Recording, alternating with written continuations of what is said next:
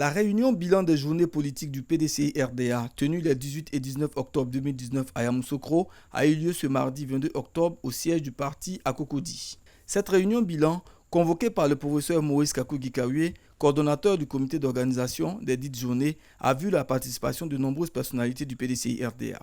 À la fin de cette rencontre, suivons la synthèse de Kamaraté Brahima, président du comité d'organisation. Nous venons de tenir la réunion bilan et nous avons fait le tour.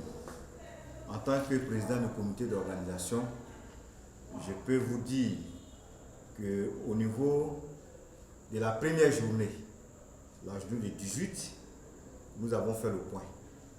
Cette journée, d'abord le 17, nous avons relevé que le président du parti, son Excellence Henri Konan Bédié, a eu droit à un accueil populaire à son arrivée à Yamoussoukro vers 17h.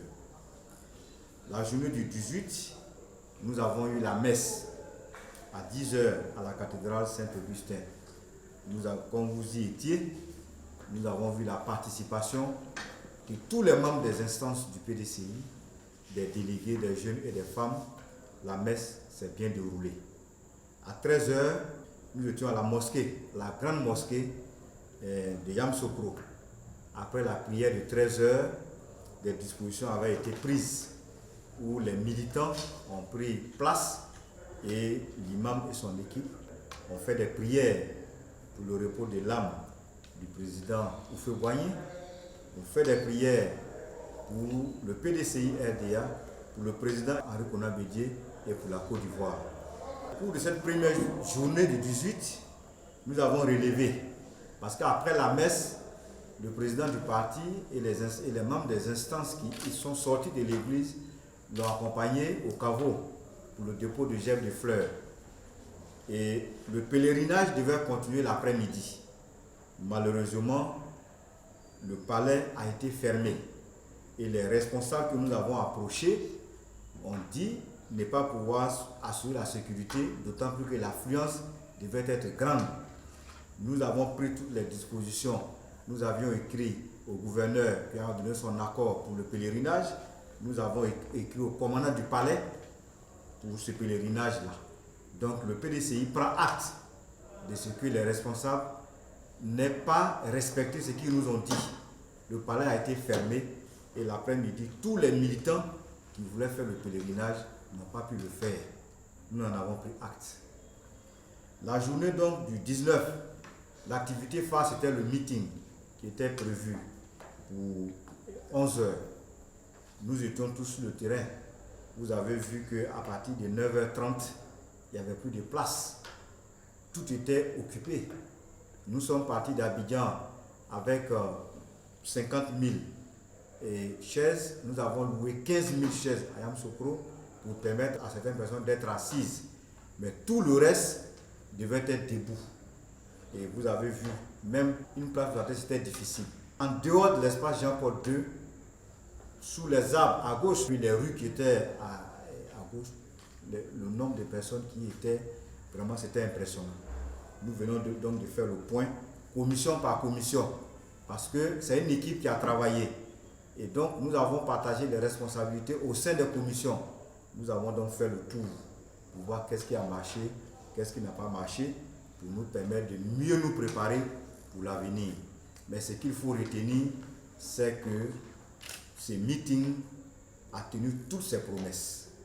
La mobilisation qu'il y a eu, comme le nouveau réveil l'a titré du jamais vu, en tout cas depuis 1995, où le PDCI avait organisé un meeting à la place de la République, on n'avait jamais vu autant de monde que ce qui s'est passé à Yamoussoukro.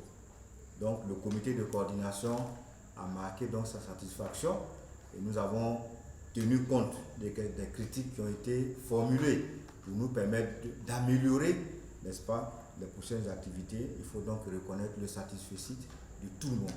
Nous sommes sortis de cette réunion très satisfaits et le comité d'organisation, le comité de coordination et tout le monde a été félicité pour le grand succès. Dans le message que le président du parti a adressé, dans son message de remerciement, il a dit que la priorité, c'est que nous allions sur le terrain pour permettre à nos militants d'établir leurs pièces d'identité.